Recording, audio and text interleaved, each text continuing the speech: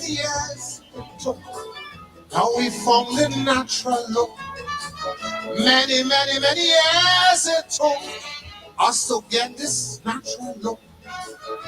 Suddenly out of the blue, this thing has shot like something new. Everybody young and old going afro and telling the world, if you hear them, black is beautiful. Look at the glass. Black is beautiful. It's the texture of us. Lift your head like me. You have to wear the collar with dignity. How it go now? Black is beautiful. I said, let's sing it out loud. Black is beautiful. So I'm black and proud. It's high time that we get rid of that old slave mentality. Sing the chorus. Let me hear you. Sing it.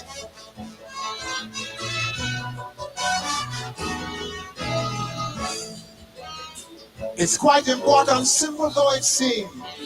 We have achieved what once was thought a dream. We have been imitating in the past. Now we have found our very own at last. No more hot coke to press the hair, and no more bleach cream to make us clear. Proudly I say, without pretext, no more inferiority complex, because we know that black is beautiful. Look at the glass. Black is beautiful. And the texture of us. Lift your head like me. You have to wear the collar with dignity. How it go now? Black is beautiful.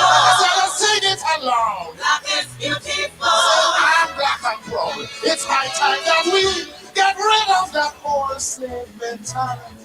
Sing it. Black is beautiful. Everybody sing it. Black is beautiful. Sing it.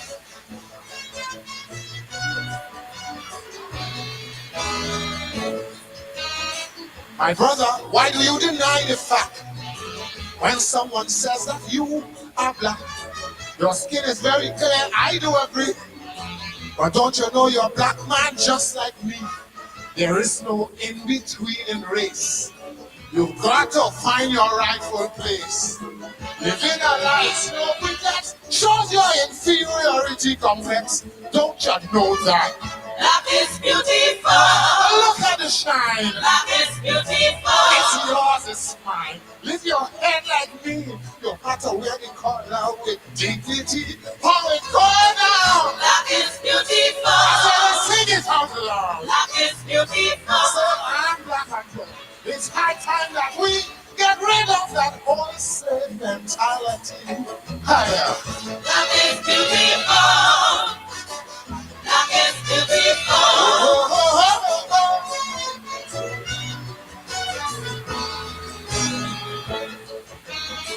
I hope you don't misunderstand me now. I'm not comparing us with anyone. I'm only saying that people that we are should never feel ourselves inferior. The Lord above who made the night and day has given both their equal parts to play. Now if you are on our side, open your mouth and sing it with pride. Let me hear you say, black is beautiful. Sing it out loud. Black is beautiful. Say, I'm black and proud. Lift your head like me. You have to wear the collar with dignity. How it go now? Black is beautiful. So let's sing it along. Black is beautiful. So I'm black and proud. It's high time that we get rid of that old slave mentality. Sing it. Black is beautiful. Everybody sing it. Black is beautiful. Sing it.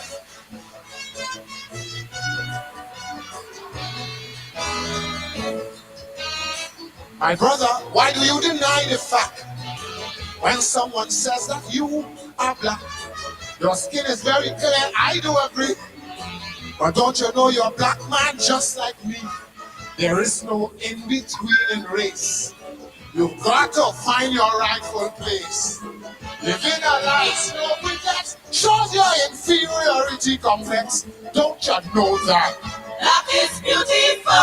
Look at the shine. Black is beautiful. It's yours, it's mine. Lift your head like me. You have to wear the collar with dignity. How it go down? Black is beautiful. I said, sing it out loud. Black is beautiful. So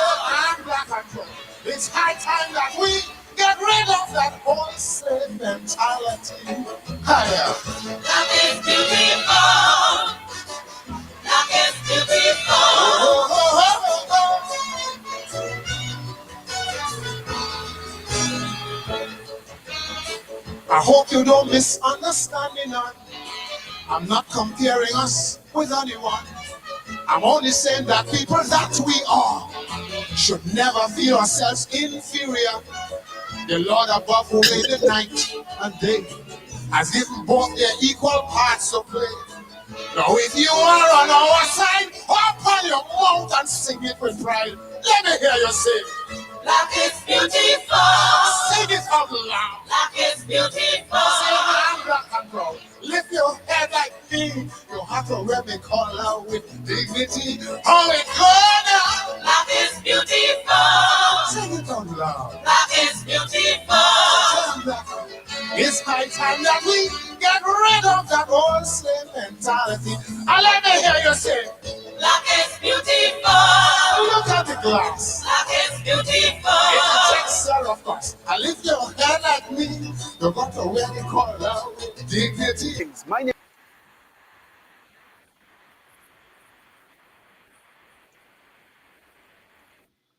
Very good evening to you. Good night to some of you. Good afternoon to others. Wherever you're joining us from, whatever time of day it is, welcome to Politics 101. The voice and lyrics there of Kelvin Pope, the mighty Duke, the only Calypsonian to have won the Calypso Monarch 4 years in succession. 68, 69, 70, and 71. And he won in 1969 with that calypso, Black is Beautiful, in the height of the Black Power movement, which started in the English-speaking Caribbean in 1968.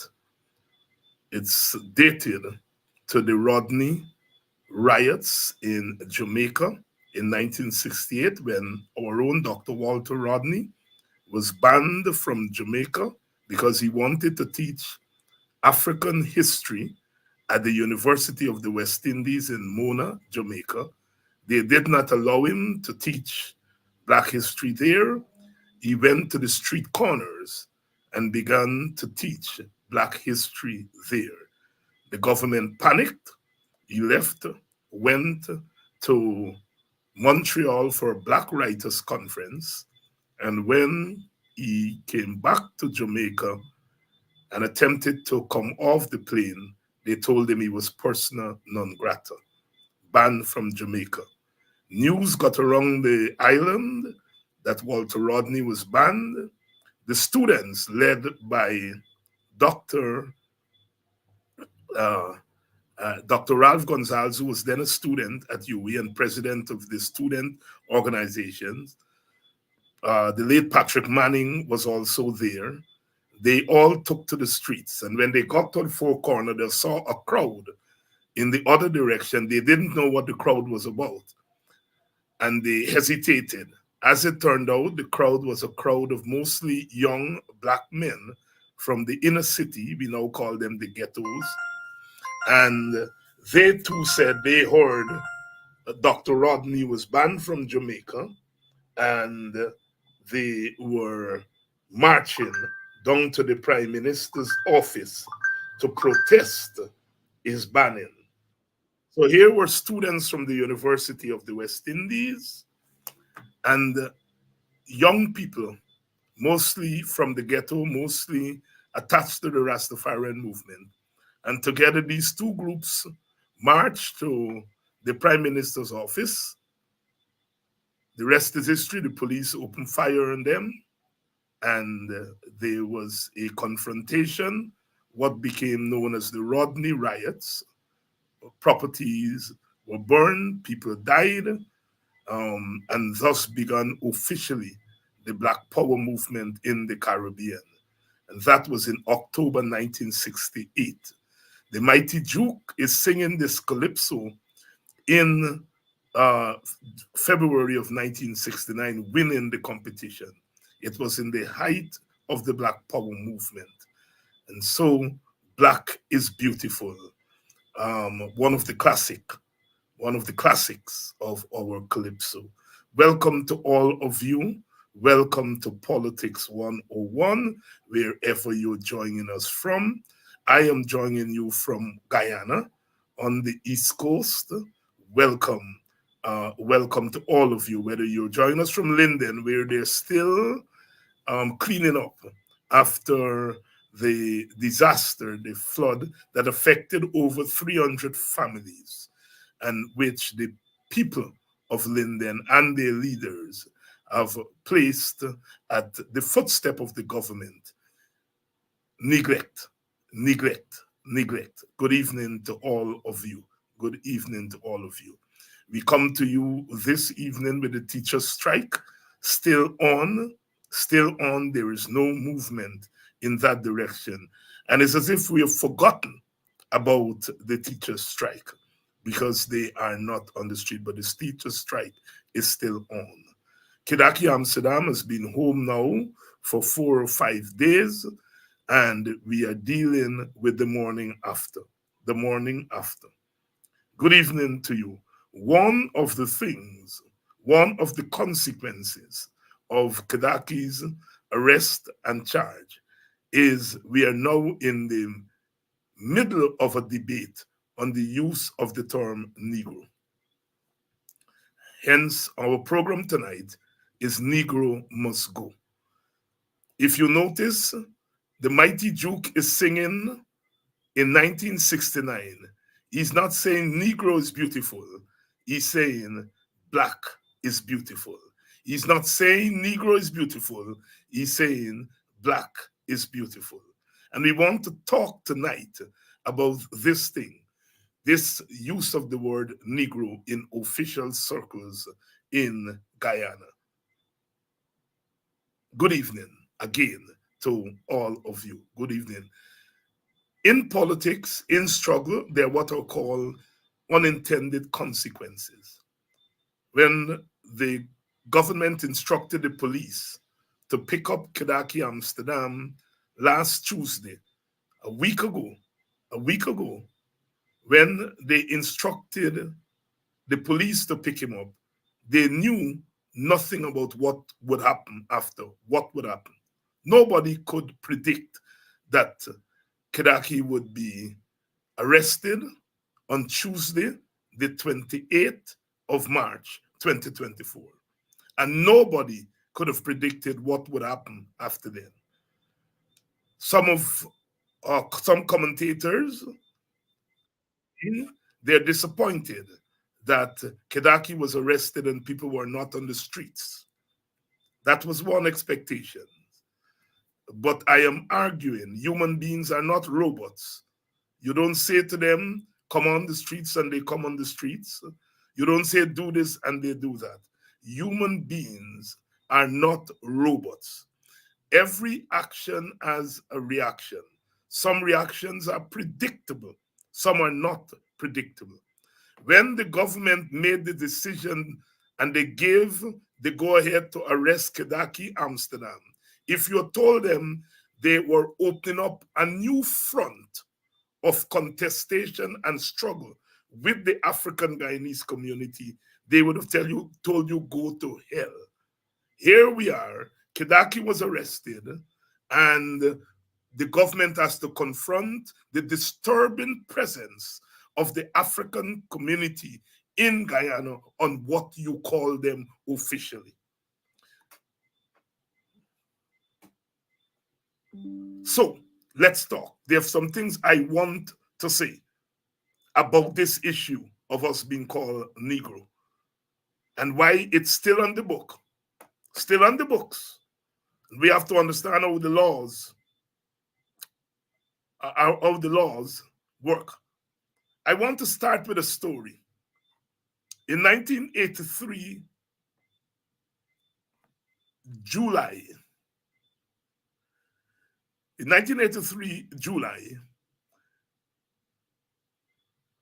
there were food shortages in Guyana. Those of us who lived through that period.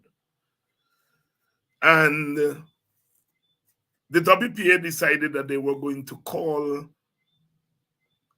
a day of rest, call on Guyanese to observe a day of rest, a day of rest, to signal our dissatisfaction with food shortages. And the instructions from the party was that the day of rest is a day of rest. People stay home, including WPA activists. We should stay off the road. We should stay home. And it was quite a day, because what happened is that the minibus drivers pulled their minibuses off the road. So even if people wanted to go to work, they didn't have minibuses to go to work. But in any case, most people decided on that day they were not going to work. Guyana became a ghost town on that day. On that day, became a ghost town. Well, Buxton, the Buxtonians came knocking at our door early the morning. My brother George and I lived together, and they came knocking at the door, and they said they want to march. They want to march. They're not staying home. They're observing the day of rest, but they're not staying indoors. Well, we didn't want to make the decision, so we went to Brother UC, and we said, Brother UC, people are saying to us here, look, they're on the road, and they're ready. They say they want to march. Brother UC said, okay. And so we decided that we were going to march. And the Buxtonians came out in those days. It didn't take much. Came out, and we began to march through the village. And we got to one of the schools, the community high school, and the young people decided that they wanted to go into the school and ask the young people to come out and join the march, the children, the students. And when they got to the gate, the gates were locked. The headmistress locked the gates because she anticipated that people may want to do exactly that what the crowd wanted. So she locked the gate. Easy. The boys and girls jumped over the gate.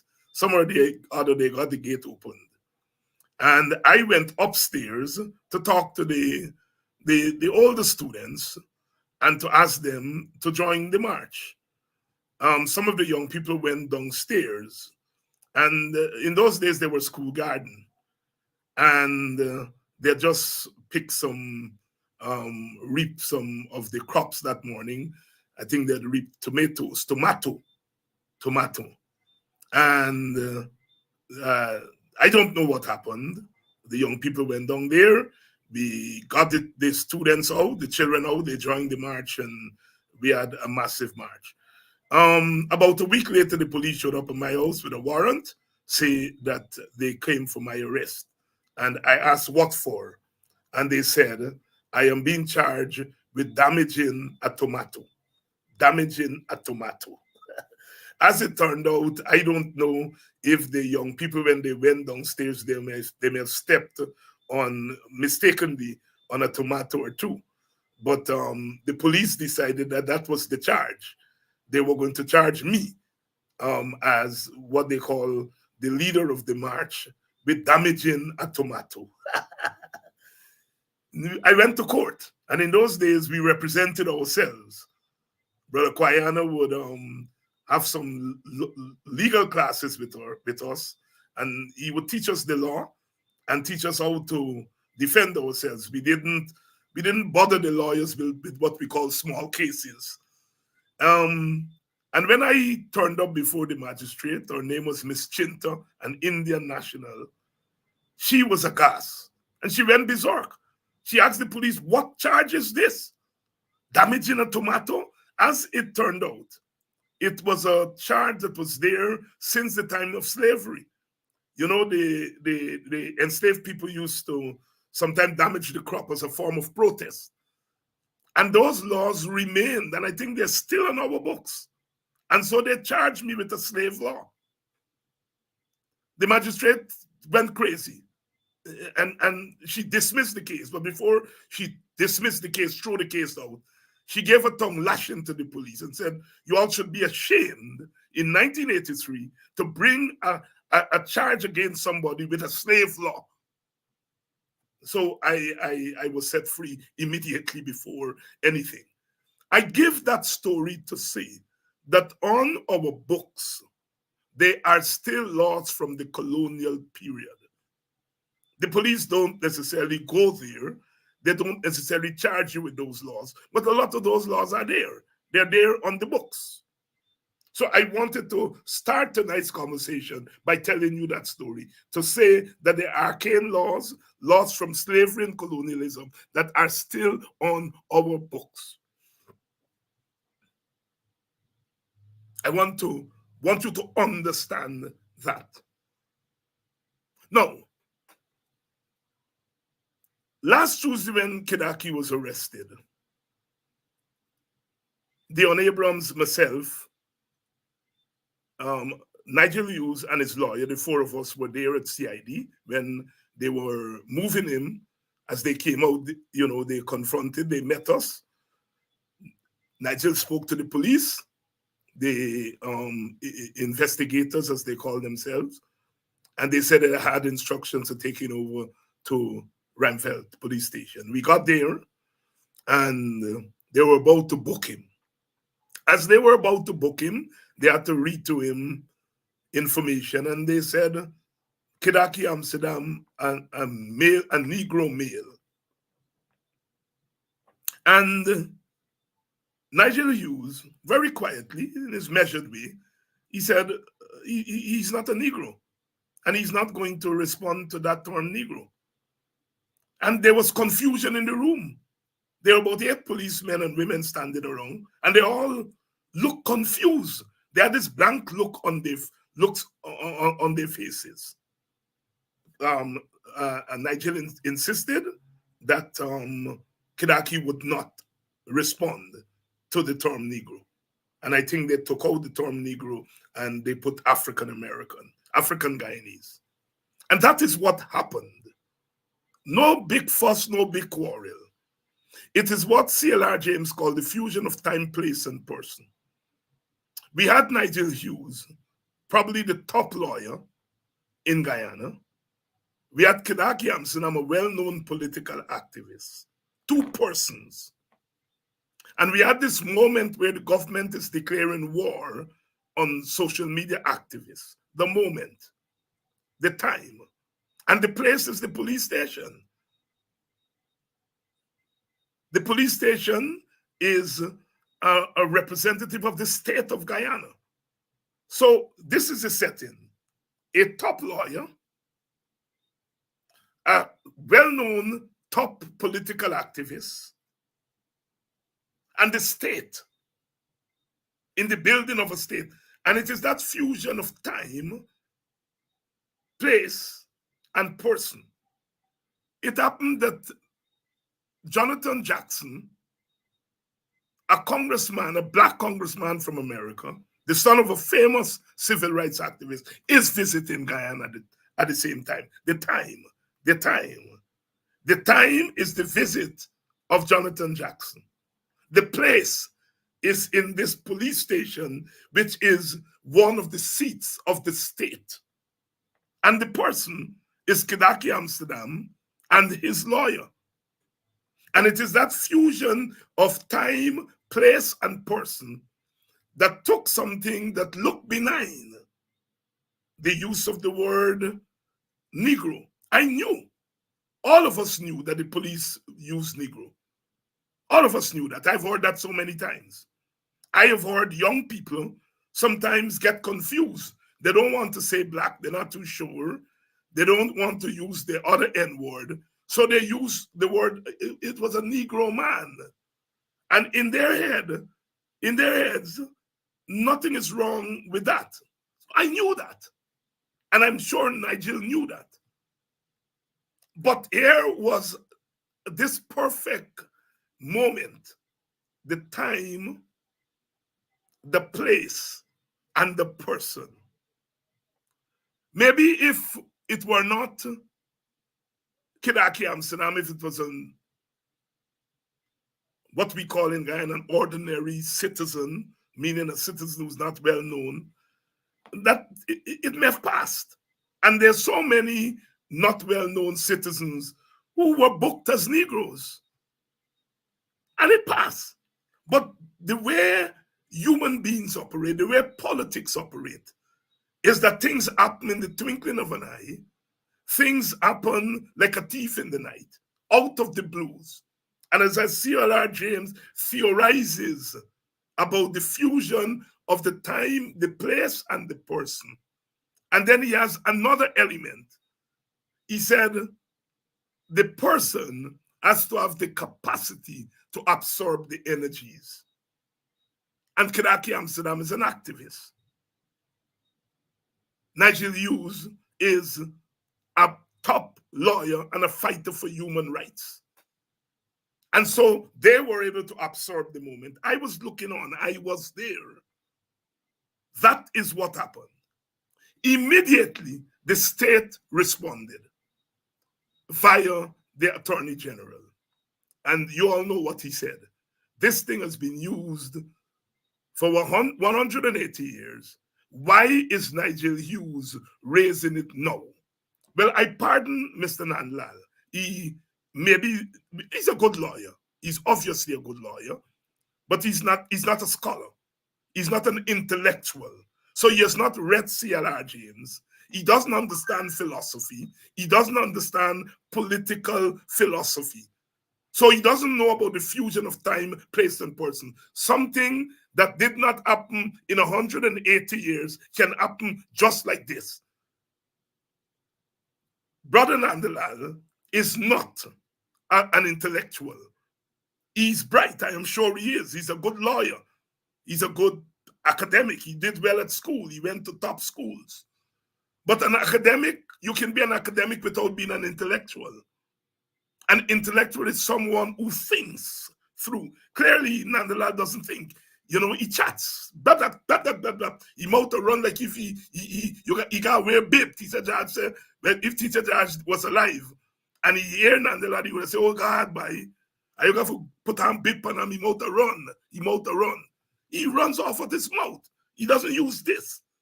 So he couldn't answer for himself that although something has been in use for 180 years, just like this, in 1 minute, something happens and it challenges something that has been happening for 180 years.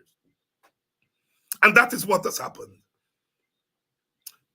When historians look back at this period, whatever happens now, and they will have to give some directive to stop officially using the word Negro. And Kedaki's name, the name Kedaki Amsterdam would be attached to it. Because it was the Kedaki Amsterdam moment that brought this thing into the forefront. And so there weren't riots on the streets.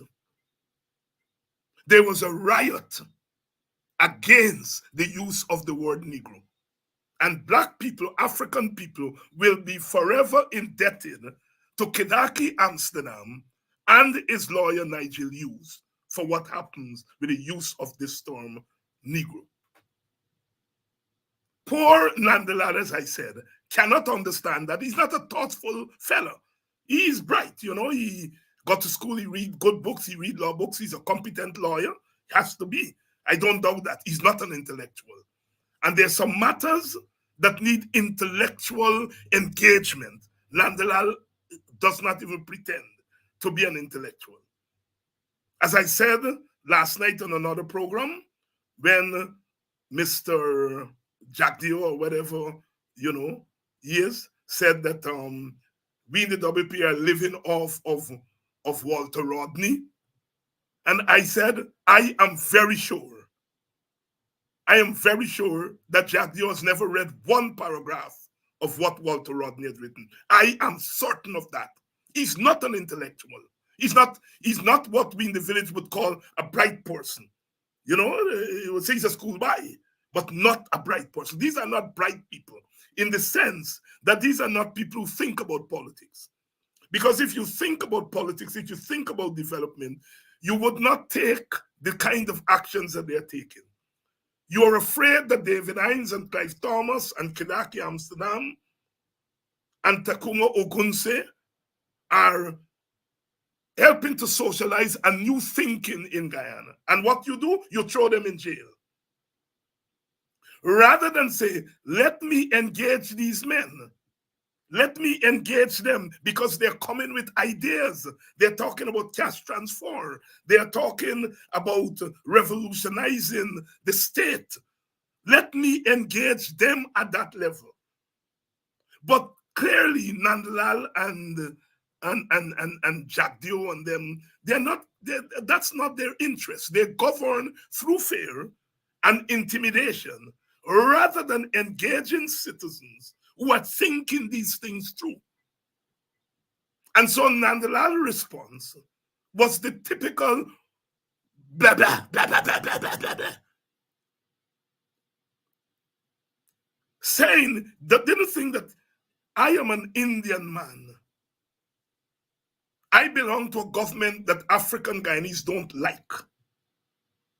And here is an issue that at least a couple of African Guyanese leaders are saying, this word is offensive. Let me shut up. It's not my business. No, no, no. He pushed his mouth in, not realizing how insensitive that he, an Indian man, is telling Black people you must accept being called a slave. Because that's what we've been calling you for 180 years. No, accept being called a slave. The word Negro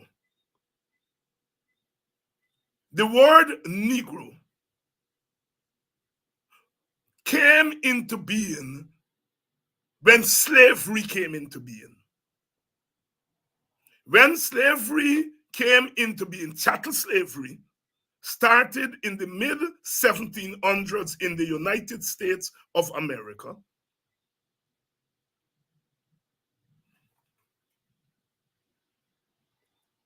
What was constructed was the notion of determining the value of human beings by the color of their skin. So dark-skinned people became Black. Fair-skinned people became white. The other ethnic groups weren't involved at that time. The world was on slavery, Black people being enslaved, white people, the enslavers, the color of the skin. What became later known as the color code. So it started with Black and white. The European term, the Portuguese and Spanish term for Black was Negro. And that's where the term comes from. The term Negro comes from Black.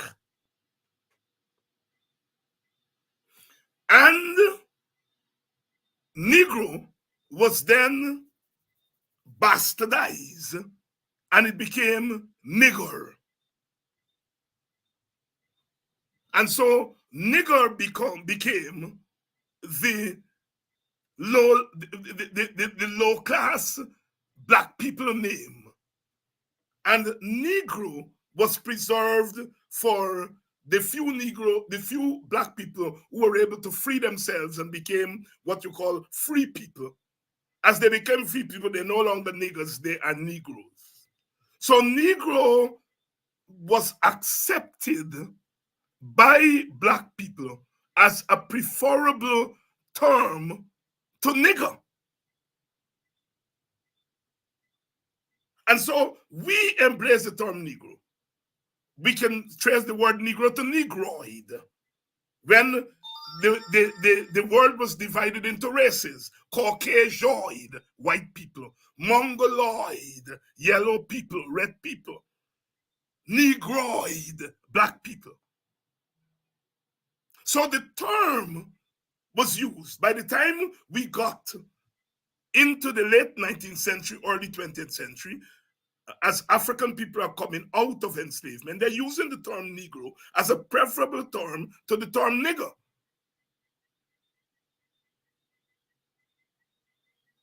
the United Negro Improvement Association. That's Garvey's organization. You can't say Garvey was a fool. Garvey was perhaps the most pro-black leader of that time. But he is using the term Negro. The Negro Improvement Association, the Negro Progress Movement, the United Negro Fund. The term Negro was used. Carter G. Woodson talked about the new Negro.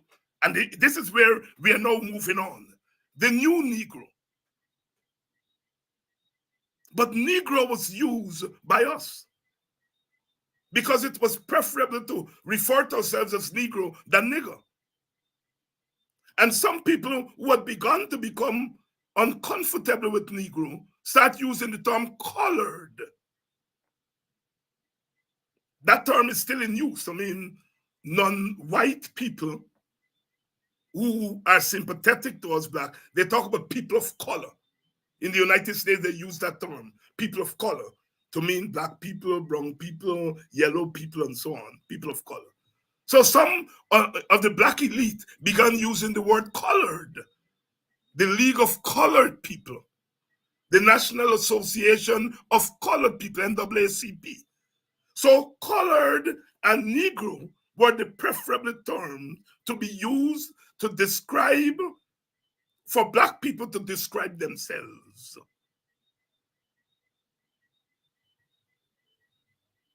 By the time we get to the mid-20th century, we are moving now from the use of the term Negro and colored to the term African, Afro. We start saying Afro. We're not even to African yet. We start talking about Afro-Americans. Now, I want to point out something about Guyana. Professor Desprez, who came here, he wrote a book on race and politics in Guyana. I think he published it in the early 1960s. And he said he was stunned when he came to Guyana and the black people here were not using the term Negro. They weren't using the term colored. They were using the term African.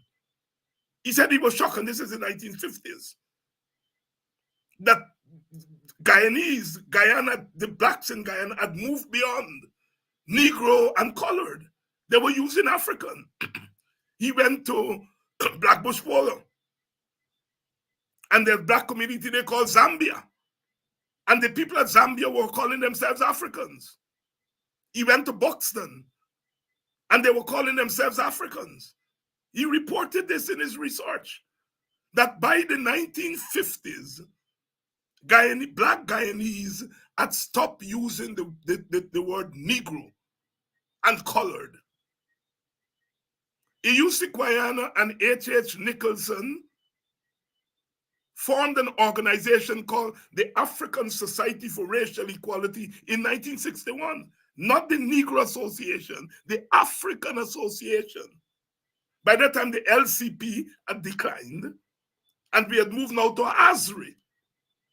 And ASRI is called African Society, not Negro Society, not Colored Society. In 1964, Kwayana forms ASCRIA, the African Society for Cultural Relations with Independent Africa. A Fijian scholar came to study race in Guyana. And he said, what amazed him about ASCRIA was Africa is named twice. The word Africa appeared twice in the name.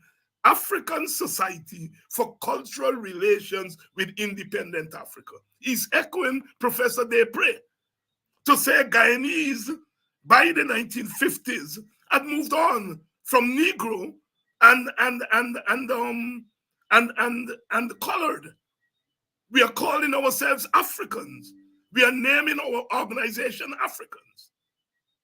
By the late 1960s, with what Kwayana launched, the Cultural Revolution, one of perhaps the only place in the African diaspora, in the so-called Americas and the New World, we are leading the rest of the diaspora in giving our children African names.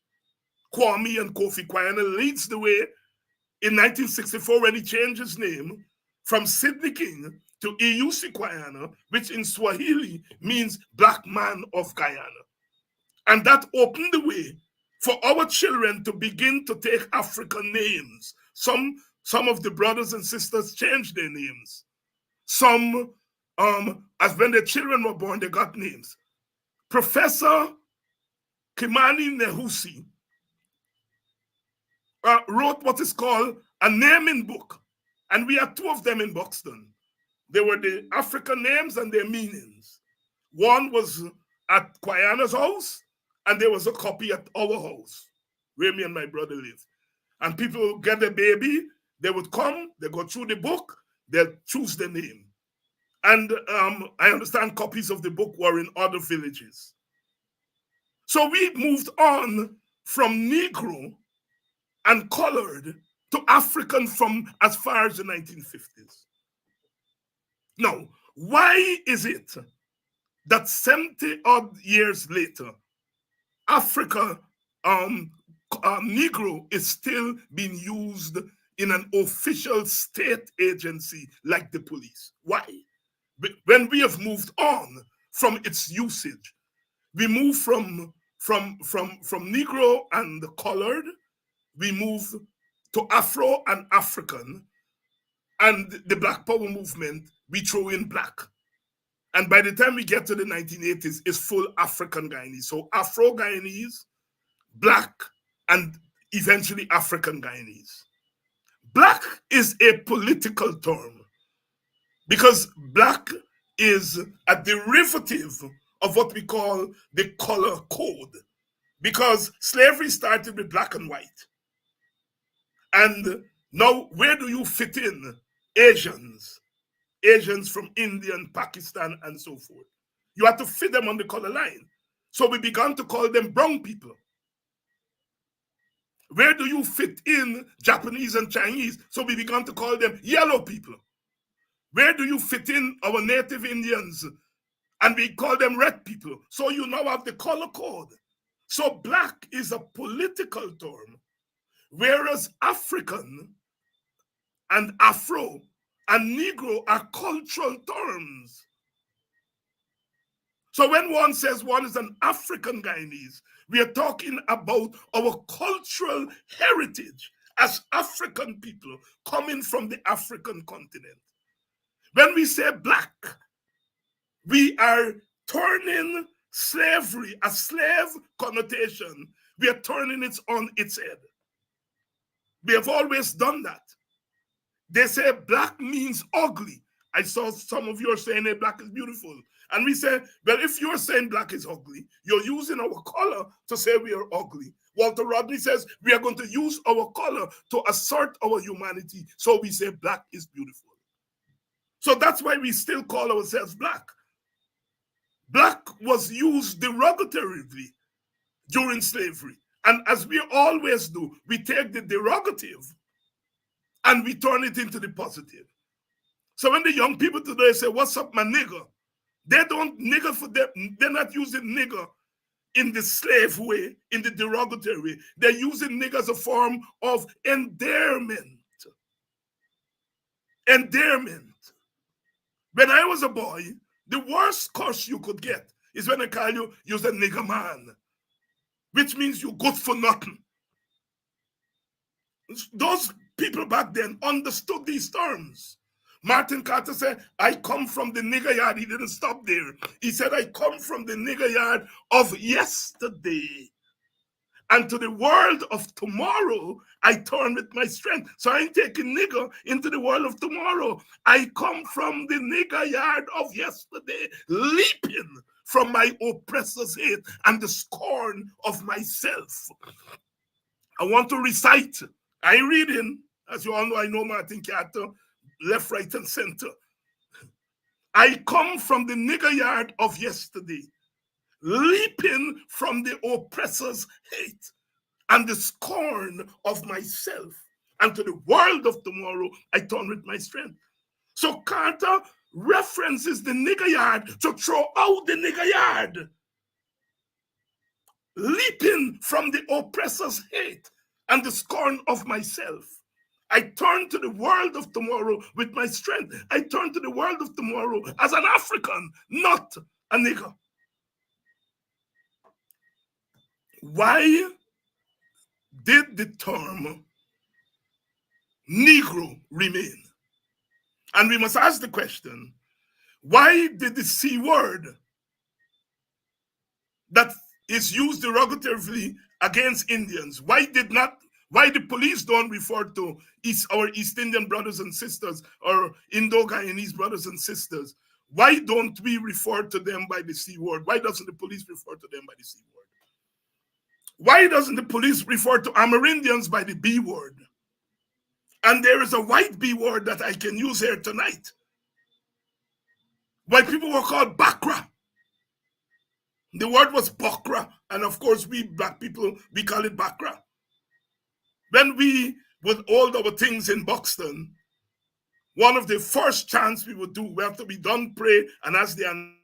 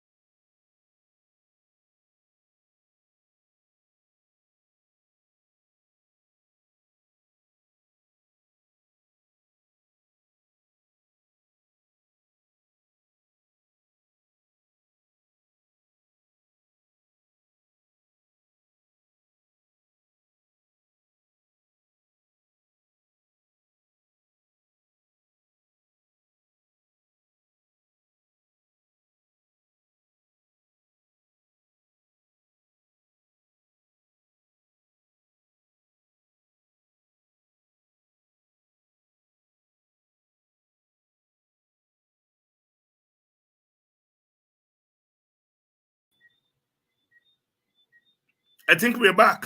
They're interfering with us tonight. They're interfering with us tonight. I think we're back. Are you all hearing me? Are you all hearing me? Please give me a sense. Are you all hearing me?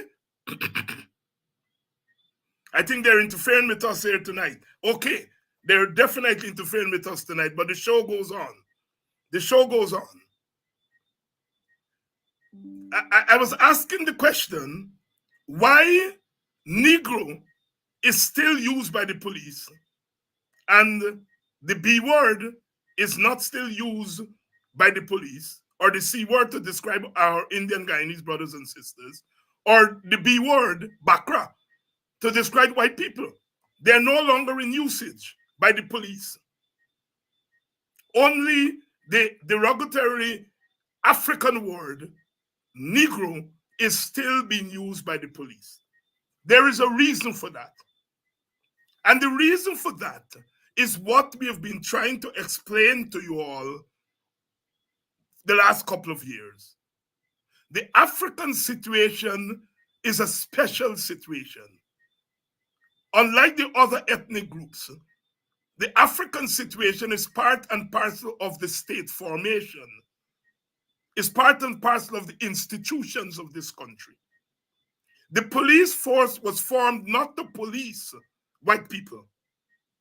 So they didn't have to give them a particular name. It wasn't formed to police Indian Guyanese. Indian Guyanese weren't here yet when the police force was formed. They just started to come as indentured laborers. Portuguese and Chinese, no. The police force was formed to police Africans. It started in 1840, 1839. Slavery ends in 1838. The police force is formed. There was not a police force before. Every plantation owner was his own policeman. He was his own police commissioner. He took his own justice. The enslaved person behaved by the cut out his finger. Another slave master may cut out ears. You're not violating the law. Africans are now free in 1838. And they create the police force because they say, these people, they have now set themselves free. But we feel they cannot exist in a state of freedom because they're not full human beings. And so we have to create this thing called the Guyana Police Force to police them. So the term that was used then was Negro. So Negro enters legally into usage of the police force was born with the use of the term Negro.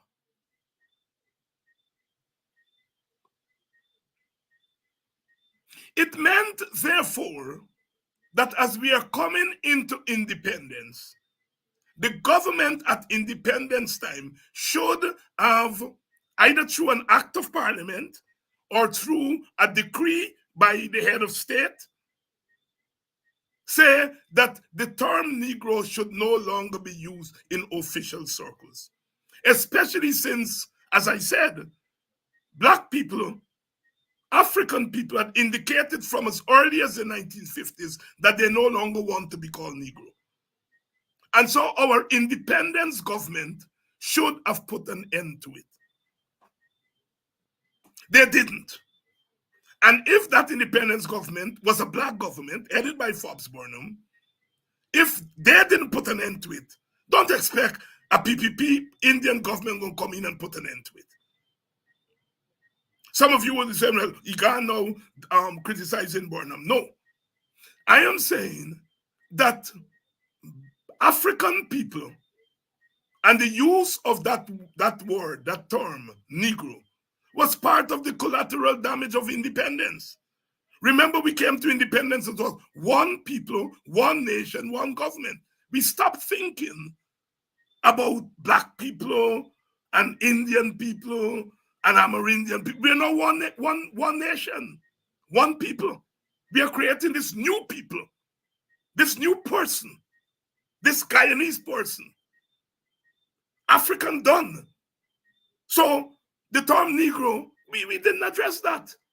So we brought into this one people, one nation, we brought into it all the nastiness that was attached to us. You see, one people, one nation, one destiny is aspirational. It's a good thing because we are a multi-ethnic society and we need to create a state that includes everybody. But in trying to include everybody, we neglect to deal with the problems of the different ethnic groups. And all the different ethnic groups brought problems into independence. But Africans brought more, including the official use of the word Negro. So the new government is creating a new Guyana. They've moved on from African and Indian and Portuguese and Chinese. And so that thing remained in usage. I am arguing, therefore, that these are mistakes that you make along the way when you're trying to forge a nation from different ethnic groups. In trying to forge a nation from the different ethnic groups, we made the mistake of not looking at the particular problems and issues of the various ethnic groups. That is why at the time of independence, Amerindians' lands were taken away, and they struck at the time of independence that their land must be given back to them. It is why, while Amerindians at the time of independence got back lands that were stolen from them by the Europeans.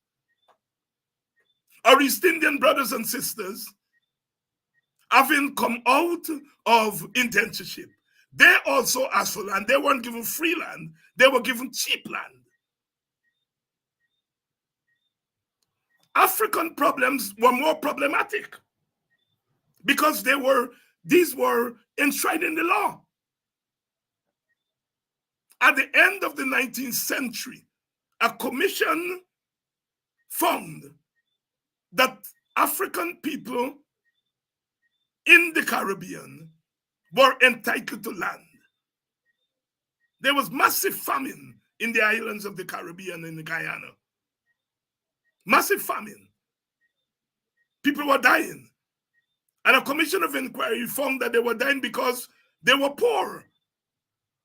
And it recommended that land be given to them equivalent to the 40 acre and a mule that was promised to African Americans. We also were promised our acres here in the Caribbean. That was never given to us. In the 1890s, never given to us. And so the African problem was maintained, and we brought it into independence. And our new independence government felt that we should go the route of one nation, one people, one destiny, rather than several people, one nation, one destiny. That should have been our motto. Because as we said, several people, then we would have been able to look at the baggage, the problems that each ethnic group brought. As I said, the Amerindians took care of the land problem at independence. East Indians had dealt with the land problem long before. African people, we were the collateral damage of one people, one nation, one destiny, that today they're calling one Guyana.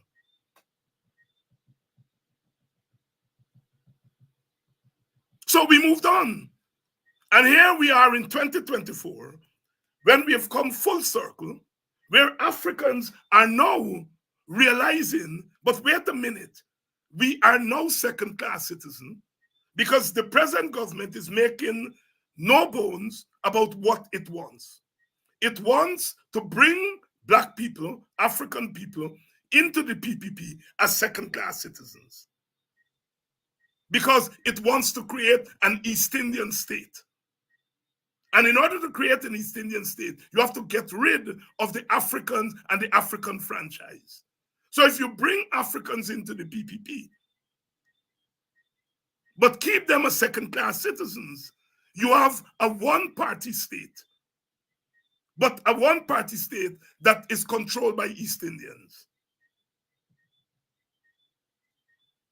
You see what's the plan for Africans? Look at the Africans who have gone into the PPP. Not one of them made it into the highest decision-making, the 15-member executive. Not one. Because they're not brought into the PPP to wield power. They're brought into the PPP to exist as second-class and third-class citizens. So it is the plan that they have for us that is now making Black people wake up, and that the spirit moved in brother Nigel. Nigel had been thinking about this before.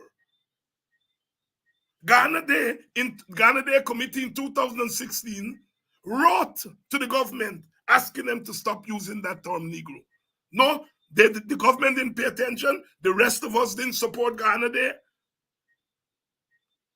But no, the spirit moved in brother Nigel Hughes. The government is seeking to destroy black activists like Kidati Amsterdam. And the spirit moves in brother Nigel. And the issue now is on the table. That is how politics work. That is how society works. And so the government and the state have to contend with it now. It is why that Nandlal can give that simplistic answer. It was used for 180 years. Do you know why it was used for 180 years? Does using it for 180 years mean that it is right? Our African people were enslaved for 200 and odd years. Does that mean slavery was right? Our Indian brothers and sisters were held under indentured servitude from 1838 to 1917, 79 years. Does that make it right? And that is why I'm saying these Nandalal chaps, they read books, they read law books, and so, but they're not bright people because they don't think. They don't arm themselves with history. They don't arm themselves with the tools in which you use your intellect. That is why you all send people like me to school. All of us, they sent to school. But some of us had the good fortune of going far, as we say, going far in school. And some of us had the good fortune of being educated at a certain place, certain universities. We had certain lecturers. I went to school at Howard University. Howard is considered the black equivalent of Harvard. In fact, Howard was created to produce the black equivalent of the white man, which wasn't a progressive thing.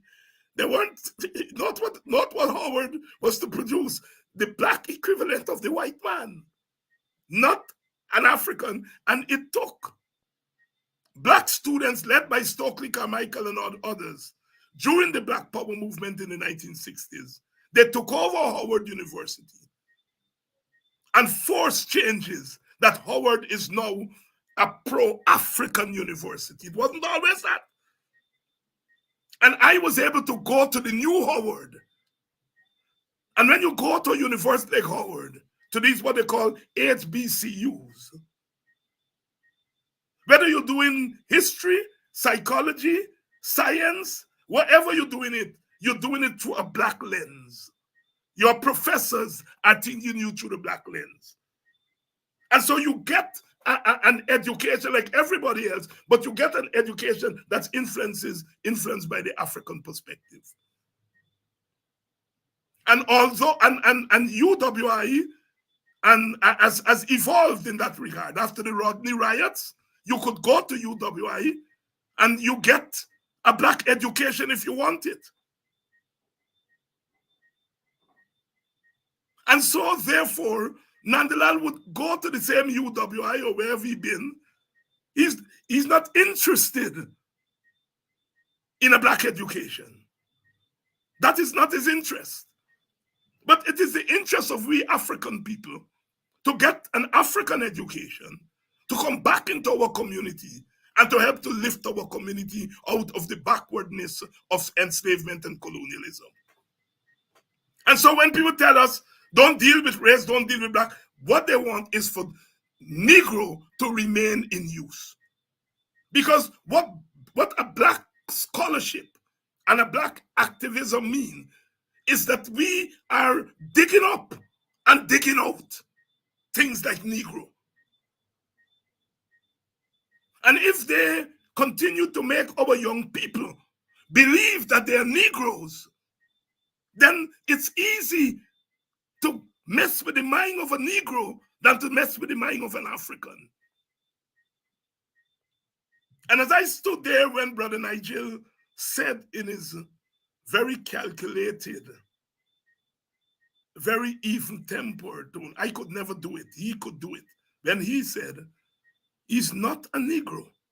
He's an African guy, and he's not going to respond to that.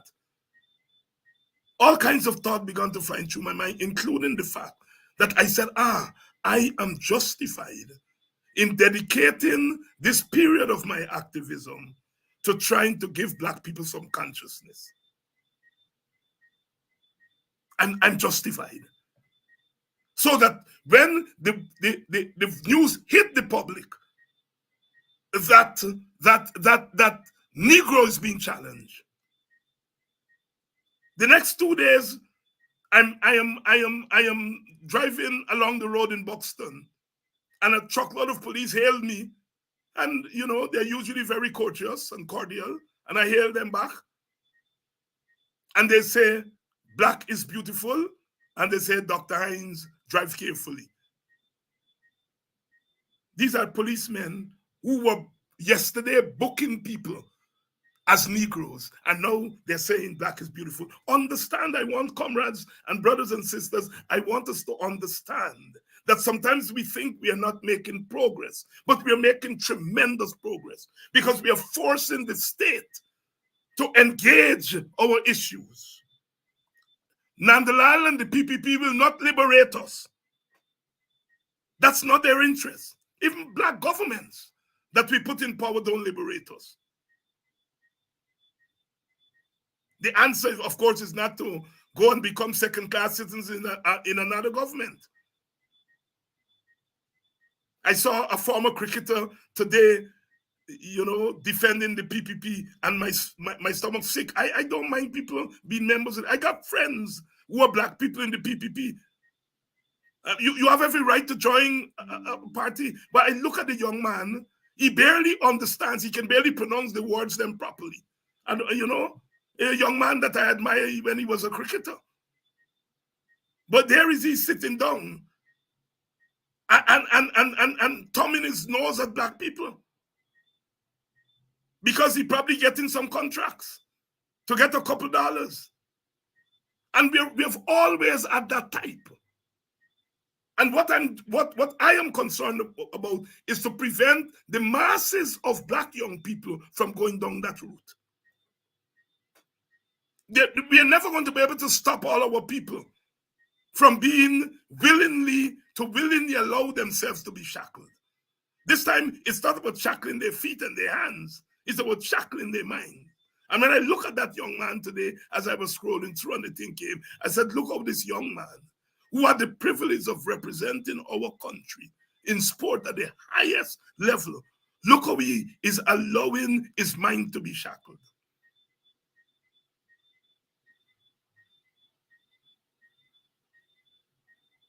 And our task is to prevent the majority of our people from willingly allowing themselves, their minds to be shackled. So here we are. The term Negro must go. I understand that Lal is walking back a lot of what he's saying. I didn't say so. I didn't mean this. I agree. I am now for. I understand that's his latest thing. That he's now for the removal of the word Negro, but he thinks that Nigel Hughes tried to score political points. Nigel Hughes didn't try to score political points. If there are political points to be had, to be had from what Nigel did, it's the political parties. Nigel did the work. The political parties will benefit from it. One can sit here and say the political party should have done this. The PNC should have taken out the word Negro. But the PNC is not interested in that. They never were. PNC is interested in votes. And you all know my argument and quarrel with the PNC now is that at this moment, you all got to pull back the 100% interest in vote and make it a 75% at least, a 75% interest in vote and a 25% interest in protecting vulnerable Africans from being put back into first-class citizens, second-class citizenship. Political parties will benefit when we, the revolutionaries, when people like Nigel Hughes, the revolutionaries, bring these things out into the open, and force the state to respond. Yes, somebody will benefit politically. Not Nigel Hughes. Nigel Hughes wasn't acting there as a politician, as a party leader. He was acting as a revolutionary, a counselor, because he's not just an ordinary lawyer. He was acting as a revolutionary lawyer, representing a revolutionary and asking for revolutionary change as it relates to talking about and describing African people in Guyana. It was not Nigel Hughes that brought Jonathan Jackson to Guyana. It is the PPP. They brought Jonathan Jackson to Guyana. They were hoping that Jackson would have come here and skinny BT on black people. They were hoping that they would have put PPP eyes in his head and take out his African eyes. Because of the contempt they have for us African people. That they are able to buy a few Africans in Guyana, they feel they could have bought Jonathan Jackson. And Jonathan Jackson said, oh no, I'm here and I got family here. I'm here and I have family here. And somebody wrote that stupid letter saying he must look after what's happening in Chicago and all that nonsense. The charter of the Black Caucus says that the Black Caucus must witness for African people throughout the world. When we met last year with Brother Hakeem Jeffries, I reminded him of that. Those of you who were there would remind me saying that the charter of the Black Caucus, I teach the charter of the Black Caucus. So that's something that I think, this is a thing that I teach. One of my majors, my PhD majors, was Black politics, as it was called at that time. I think they know how they've changed it to African American politics. But at that time, it was Black politics. It was my major. Black politics, international relations, and comparative politics. So these are things that I don't guess about. These are things that I teach. I study. The Black Caucus Charter. The Black Caucus Charter empowers the Black Caucus members to witness for Black people all over the world. That is why the Black Caucus was heavily involved in the anti-apartheid movement. They were heavily involved in this situation, are still heavily involved in what's happening in Haiti. And we have sounded the bell that in Guyana, you could have another Haiti and another South Africa on your hands. We are saying this to our brothers and sisters, our family. We are saying it to our family. And so they brought that young man here believing they could put what in the eye, spit in the eye. And he turned on them and embraced his family. He embraced his family. That is where the concept of Pan-Africanism comes from. Pan-Africanism assumes that we are one nation, Black nationalism. We are one nation in different nation states. We have a similar heritage and we have a similar experience of enslavement. Hence, we are Pan-Africanists. Hence, we are family. And what the PPP has been trying to do is to try to tell some of you all, forget about Black people. David Hinds don't speak for you. But they want to tell you who must speak for you. I will dare not tell Indian people that Jack Dio mustn't speak for them. I would prefer somebody else if I were an Indian. But if Indians choose Jack Dio, I have to respect that. And Jack Dio does speak for Indians. He may not speak for 100% Indians, but he does speak for enough Indians to be an Indian leader. And I will never tell Indians or tell Jack, you don't speak for Indians. Why the hell are you telling me who I will speak? And David Hinds worked for the government and not for one moment he ever tell the government to do anything for Black people. Damn liar. I don't want to get going on him. I gave him a tongue lashing already last week, and that's enough to last for a year. But he know damn well that whether it's PPP, PNC, coalition, or who, I don't play with the dignity of black people. He knows that. He knows that. And so here we are, brothers and sisters. This Negro thing gotta go. It gotta go. And I'm prepared to join people on the streets to demand if they only decide to balk on this issue.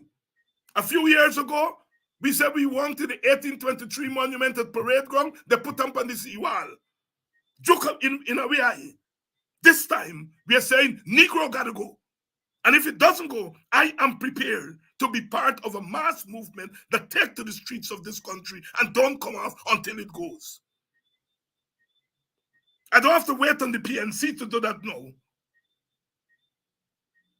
This is a matter that we black people and our organizations need to get up and get. And it is good to see last night there was a discussion, and it was good to see people like the president of the TUC on that program, because I think people like those need to speak up for blackness. Yes, you're a trade union, you're a black man. And it was good that they didn't have people like myself and so on who normally speak up but bring out other issue, other people, so that they can confront this issue. And then later on, Brother Rickford Burke had his program. He had Nigel Hughes, Brother Slow, and myself on. But you know, in this program, you never get a chance to say everything. And I wanted last night to give the history of the word Negro, what I did tonight, and to say why it has slipped under the radar. It has slipped under the radar because we are trying to build this new nation. And we made an error in believing we could build a new Guyana, one Guyana, and ignore the different ethnicities. If Burnham had said, take Negro off, they would lynch him. So I understand why he didn't pay too much of attention to that. I understand. I'm not castigating Burnham. But Burnham's grandsons and daughters now in the PNC have to realize that this time they have to pay attention to race. And I know they have their Congress now and they are singing the la la la la la and so on and you know, the chop, you know, and so on. Once they finish their Congress, I'm going to be on their case. If you want to talk about East Indian problems, talk about the problems of sugar, talk about the problems of rice, because Indians are in those industries. Talk about the problems, if there are any, in the business sector. East Indians are there. If you want to talk about Portuguese problem, talk to Portuguese about business. They're there. If you want to talk about Amerindian problems, talk about the problems Amerindian face in the hinterland. The challenge of living in the hinterland away from the coast. Where we coastlanders go in and take advantage of the people, your children. You all know the story, it's all over the news. Those are the issues. All young girls are at the mercy of politicians. As you can notice with the other young girl who is East Indian, who came out against the minister alleging that he raped her. But Amerindians suffer more in that regard than other groups. Talk about those issues when you want to talk about Amerindian issues. Talk about the way Amerindians are being thrown around, their money that is coming from carbon credit that's not given to them. Black people don't get carbon credit money. So that's not our issue.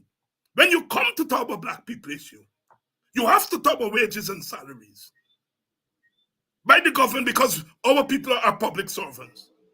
You have to talk about the state of our village economy because our village economy has been decimated. You have to talk about the renewal of agriculture in the African Guyanese community because it's been decimated. You have to talk about the social challenges that we have, like being called Negro.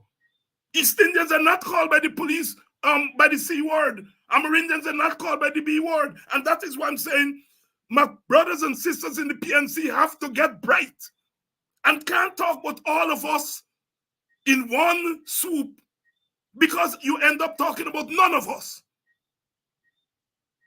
You go to each group, and each group has its peculiar problem. We have the problem of being called a Negro.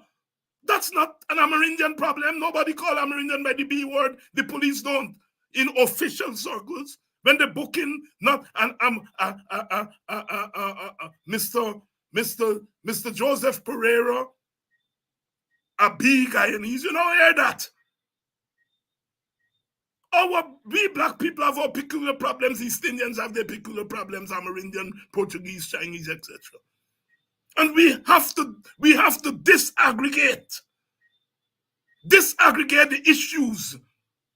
And the problem our politicians have is that they're lazy, because it's laziness. Instead of taking time and disaggregate the problems, all people are suffering. What kind of stupid laziness is that? All people are suffering mean no people are suffering. Because you're not able to talk about the sacrifice, the suffering of each group, and how this government treats each group. Indian boys, you all have the story there online. The Indian boy cussing black people blue. Tell you go poison them, you gonna this. Do you see the police going after him with cybercrime? No. No. African, look at the cybercrime they've gone after us with. Every time you open your mouth and you say all people are suffering, no. The cybercrime law is used disproportionately against black people, and we have to repeal that law. And I am not talking with water in my mouth. It's the coalition government who enact that law. And we have to tell our leaders when they're wrong, so that when we put power in their hand another time, they don't do stupidness with it. It is the coalition government said it was wrong, that put that law into effect. And it is a colossal mistake, because it's used now against their own people. But I'm not fighting them. I'm fighting those who are using the law. No. I just need them to know that David Hinds is not a damn fool, that I'm going to talk as if some of the other, I can't say it's the coalition. Yes, the coalition put the law in effect. And they were wrong to do it. They were stupid to do it. And they ought not to do things like that again. When they have power, they must, when they're enacting laws, your first line of defense is to defend the people who are vulnerable, especially those who help to put you in power.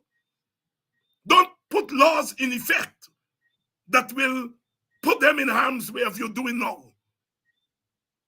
Under the cybercrime law, you call a man a jackass, he can come after you. But the important thing is that it is this government that is using it in the most terrible way. The coalition put it in effect, but the coalition didn't use it in the way the PPP is using it now. And so I must put my attention and my energies on the PPP, because they are the ones who are using it that way. So sisters and brothers, I hope you all get the full picture now. And now it is our marching orders. Be prepared to come onto the road if this government does not stop the usage of Negro in official circles. It must stop. Or if it's not stopped, I am prepared to join others who take us on the road to demand this.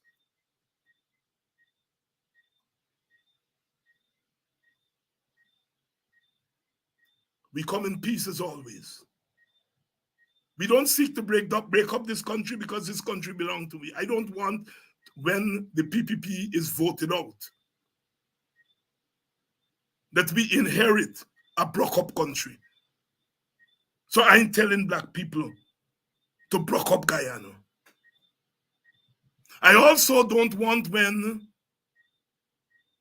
we inherit power, electoral power from the PPP, that we have broken black people, broken psychologically, broken economically, broken socially, broken politically. And so therefore, I want black people to fight now. Don't want you to break up the country. But I also don't want you to become meek. You must fight. And how you fight, how we fight, will be determined by the reaction of the government, but be determined by our leaders and the strategies and tactics that they use. They must get the analysis right. If they don't have the analysis right, then they will not get the action right, or they will get no action at all. We come tomorrow, Brother GHK Lal is going to be here. On Wednesday, we're going to be talking about an issue that is very prevalent in our community across race and class, and that is the issue of mental health. I have a young African brother who is a mental health expert. He's here on Wednesday, and we're going to be talking about mental health because we got to talk about some of these issues that are eating away at our community. So we're going to be talking about the health issues, mental health issues, and how that ties in to politics and society. As usual, I love you all. As we say in Guyana, I love you all bad. Bad, bad. Unconditionally, but not uncritically. Unconditionally, but not uncritically. For those of you who are in Antigua, I will be on Twin Island Media in the morning, tomorrow morning. Twin Island Media. We're going to be talking about what's happening in South Africa. As you all know, the ANC, the party of Mandela, the party that freed African people in South Africa from apartheid, it has lost its majority. It went from 70% of the vote in 1999 to 40%. Intabeniba, Mekwashiba, take notice. The ANC now has 40% of the vote. It has now to look for coalition partners. A breakaway party by former President Zuma got 15%. A breakaway party by the former youth leader Malema got 10%. If you add the 40% by the ANC, 15% by Zuma, and 10% by the Economic Freedom Fighters, as Malema Party is called, are you counting for me? That's 65%. That's ANC vote 65%. But the ANC is reduced to 60 because they're not looking after the issues of black people in South Africa. The highest unemployment rate is in South Africa. The highest unemployment rate in the world. And this is 30 years after apartheid. 30 years. Neglect to deal with the particular problems of black people. Neglect. And they're now down to 40% from 70%. The black people manage them. They didn't go and join the white man party. They didn't go to the Democratic Alliance. They went to the breakaway African party. Intabeniba, Mekwashiba, take notice. I say no more. So, as you all know, we although we have our problems in Guyana, some of us have to pay attention in what's happening in the rest of the world. And so I'll be on Twin Island Media in the morning in Antigua talking about what's happening in South Africa. It's always wonderful to take a little break sometimes. I see my brother Richard Munsami is on tonight. He's well, I can call him. I call him is what we call in Arizona, my Kulibai friend. And we have that kind of bond. Brother Munsami, good evening, my brother. He says we need to figure out the way how to work together, all ethnic groups. We need to stop this sort of politics that we're playing, group against each other. I agree with you. You and I have had years of that debate. But as I always say to you, Richie, it's more than just talking it. You know, we have to do it, and we have to have committed leaders who are committed to do it. Right? We are for power sharing. We want to share power with all ethnic groups.